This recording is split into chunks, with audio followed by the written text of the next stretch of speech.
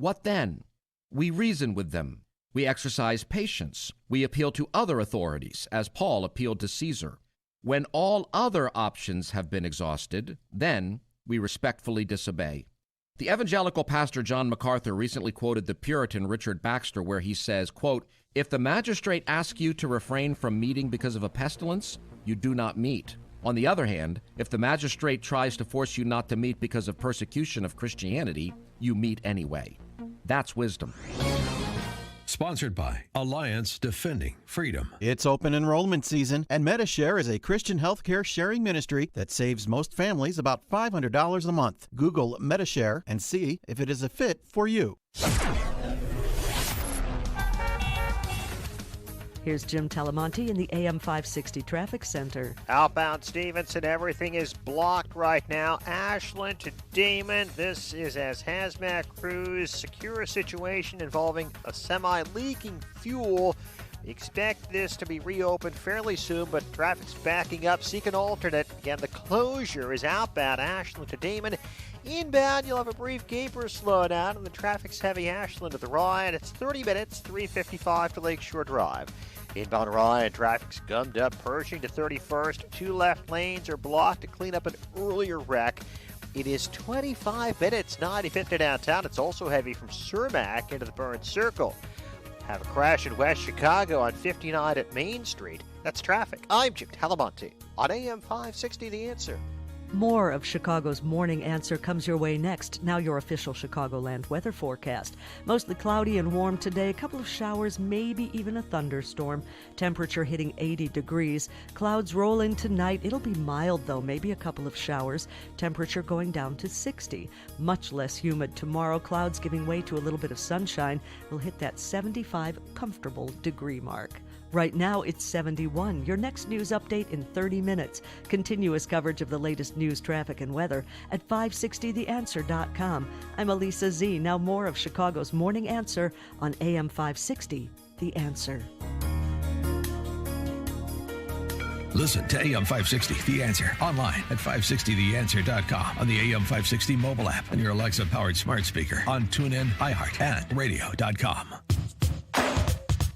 Only the biggest stories, only the biggest guests, and only the biggest opinions. This is AM 560, The Answer. Top of the morning, Dan and Amy. And after reading the interview she gave at the Daily Signal, which is a Heritage Foundation publication, very interested to speak with our next guest. She is Sue Ellen Browder. She's a former writer for Cosmopolitan magazine and author of Subverted, How I Helped the Sexual Revolution Hijack the Women's Movement. And most recently of Sex and the Catholic Feminist, New Choices for a New Generation. She has a fascinating Road to Damascus journey, and we want to discuss it with her. Sue Ellen Browder, thanks so much for joining us. Appreciate it. Thank you for having me. One of the points you made in your interview at the Daily Signal I thought was really salient. I haven't heard it quite put this way and so succinctly. You talk about what you wrote for Cosmo for 20 years as propaganda, but you say, it's very sophisticated, half-truth, selected truth, and truth out of context. Unpack that for us, will you? Well, people think propaganda is a bunch of lies, and they think because we have a so-called free press, we can't possibly have propaganda in our nation. But propaganda is much more subtle than that. It's half-truth, limited truth, and truth out of context. Even Goebbels, who worked with Hitler, always insisted that their communiques be as accurate as possible. So that's why it's so hard to spot propaganda, because it's partial truth. Can you give us an example of how that approach manifests itself, maybe in something you wrote once upon a time? Well, for example, when we wrote for Cosmopolitan, I wrote for Cosmopolitan for about 20 years, and Helen Gurley Brown, who was the editor of Cosmo, actually had a list of rules on how to make up stories. again, these stories, a lot of the facts in those stories were true, but the things that were false were the sexual revolution, the sexual revolution worldview, if you will. That if you just go out and do all these wonderful things that all these women in these stories are doing, you'll have this happy life. Well, those women were made up. So that you weren't going to have a happy life when you went out and followed those rules. But Helen Gurley Brown was selling products to women. We were selling commercial products to women. How do you sell beautiful hair products, singles travel, abortion, contraception, all of these things that are in the pages of women's magazines? You sell them by selling the Cosmo lifestyle. And So once a young woman thinks that the Cosmo lifestyle is for her, she'll just naturally start to buy all those other products. So you were writing fake news before fake news was ever a thing, but you actually made up stories about fictitious characters, or just an idea of something instead of an actual woman? Yes, no. The editor there actually had a list of rules, which I still have, and we show it on this Heritage Foundation video. That she had a list of rules on how to make up stories. It was totally fake. It was intentionally fake. I think a lot of fake news today is people don't realize what they're doing. You know, a lot of journalists may not know what they're doing. They're just propagandized. Who gets the most propaganda aimed at them? Journalists. Because if you can capture the media, you can capture everybody's mind. Specifically, this is Jason Blair quality plagiarism. One of the rules, as outlined here, unless you are a recognized authority on the subject, profound statements must be attributed to somebody appropriate, even if the writer has to invent the authority. Right. Wow. Right. So the stories were invented, the authorities were invented, but you have to remember that a lot of this Cosmo, then and now, and all of these other sex revolution groups are based on Kinsey's false science, we go way back to the 40s and 50s, when Kinsey made up all of these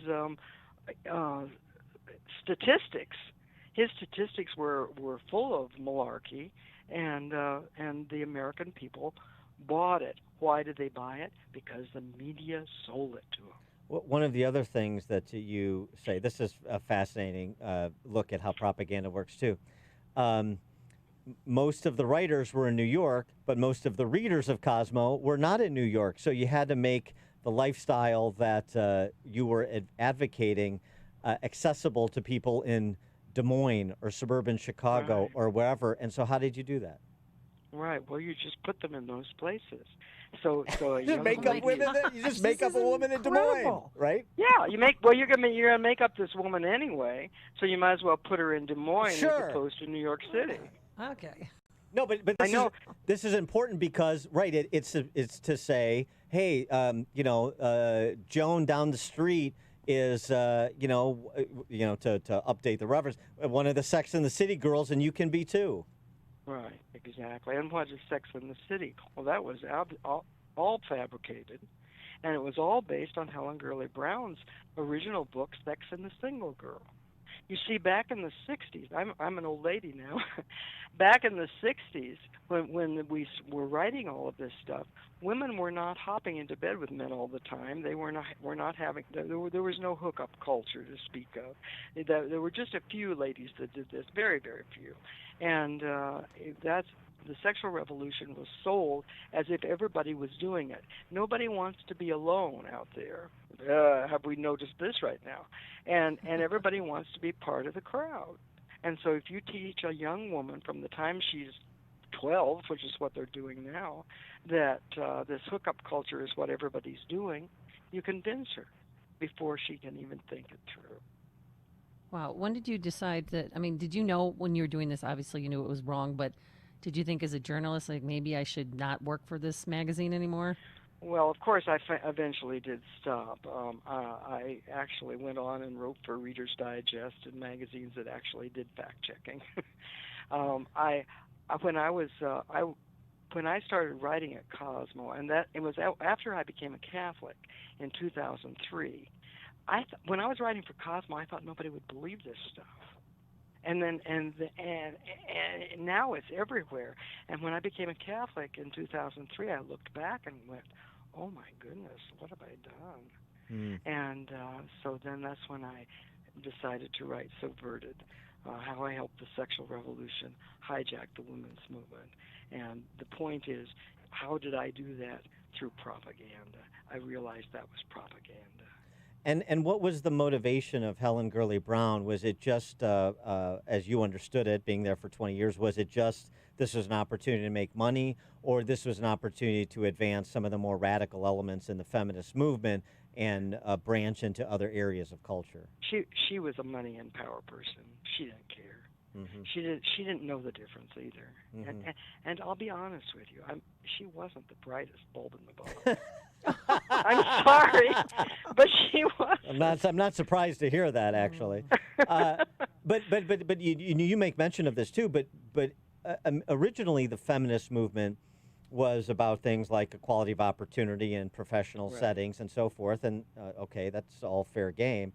But then it became, because of some of the splintering and the sort of the leftists taking over, it became abortion as central to being a feminist, and that was also propagated by Cosmo. Yes, it was, and that's when when they joined abortion to the women's movement, to the rights, Bill of Rights, the National Organization for Women's Bill of Rights. There were 100 people in the room that night that created that Bill of Rights, and only 57 women voted to insert abortion as a demand in the women's movement. And 1/3 of those ardent feminists walked out and later resigned from NOW over the abortion vote. That was the night that the women's movement split in two. Women who were for abortion, it was November 18th, 1967, in the Chinese room of the Mayflower Hotel in Washington, D.C. That was the night that the women's movement split in two, and the women who were for abortion stayed in the National Organization for Women, and the women that were against it walked out. So there's such a thing as pro-life feminism. Yes, there is. There is absolutely pro-life feminism, and we see it everywhere. It's called the March for Life. It's the Walk for Life. It's all over the place, but nobody defines it that way. But when I became a Catholic, I went to the Walk for Life for the first time, and when I saw what was going on there, I thought, oh my goodness, the media have missed this, and I am one of those who have missed it. The pro-life movement is the authentic women's movement of the 21st century. Read this book, Sex and the Catholic Feminist, and you'll see how I came to that conclusion.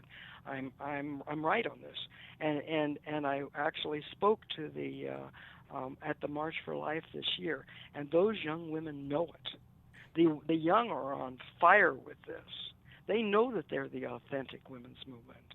This is the problem. What we're fighting here is the false joining of the sexual revolution with the women's movement. The women's movement was all about equality in academia and the workforce. The sexual revolution was all about we know what that was about, being sexually free, doing anything you wanted to do, blah, blah, blah, blah, blah, making all your own choices. Basically, ruin your life this way. I mean, that's what the sexual revolution was about, but it was made up of whole cloth. And and the reason that Helen Gurley Brown, if she was just interested in money or power, didn't go the route of the pro-life feminists is because she was a nihilist, just like the pro-abortion feminists, and so they were fellow travelers, just different, different strains of nihilism, but the same general philosophy on life. Exactly. Once you turn away from God, once you have no objective way to analyze and understand truth, that you can go off in all of these radical directions. And that's what Helen did. That's what the whole sexual revolution did. That's what Kinsey did. They reduced a woman to an animal. She doesn't have a soul. She's a soulless animal. You've got the Playboy bunny. You had the Cosmo pussycat. It was all about reducing a woman's personhood to that of an animal who couldn't control herself. And so in the 21st century, you see the likes of, say, an Abby Johnson as the feminists who are going to sort of rediscover, reclaim, and redefine feminism? Absolutely. She's going for it, man, and she's doing a great job. All right. She is Sue Ellen Browder. She's a former writer for Cosmo, author of Subverted, How I Helped the Sexual Revolution Hijack the Women's Movement, most recently of Sex and the Catholic Feminist, New Choices for a New Generation. Sue Ellen Browder, thanks so much for joining us. Appreciate it. Thank you for having me. It was great to have you on, and she joined us on our turnkey.pro answer line. It's news, opinion, insight. This is Chicago's Morning Answer on AM 560. The Answer. Signature Bank is Chicago's fastest growing independently owned business bank. It's a bank where relationships still matter. Signature Bank knows your name and your story. I'm Dan Proft, and I know this because Signature Bank is my business bank. Hey all, this is Jim Carr, co-host of the #1 rated manufacturing podcast, Making Chips, and a customer of Signature Bank. If you're a crazy busy company owner like me, you know that success in business is all about relationships. While many banks call themselves a relationship bank, Signature knows how to do it right. They made the banking relationship easy and on my timeline.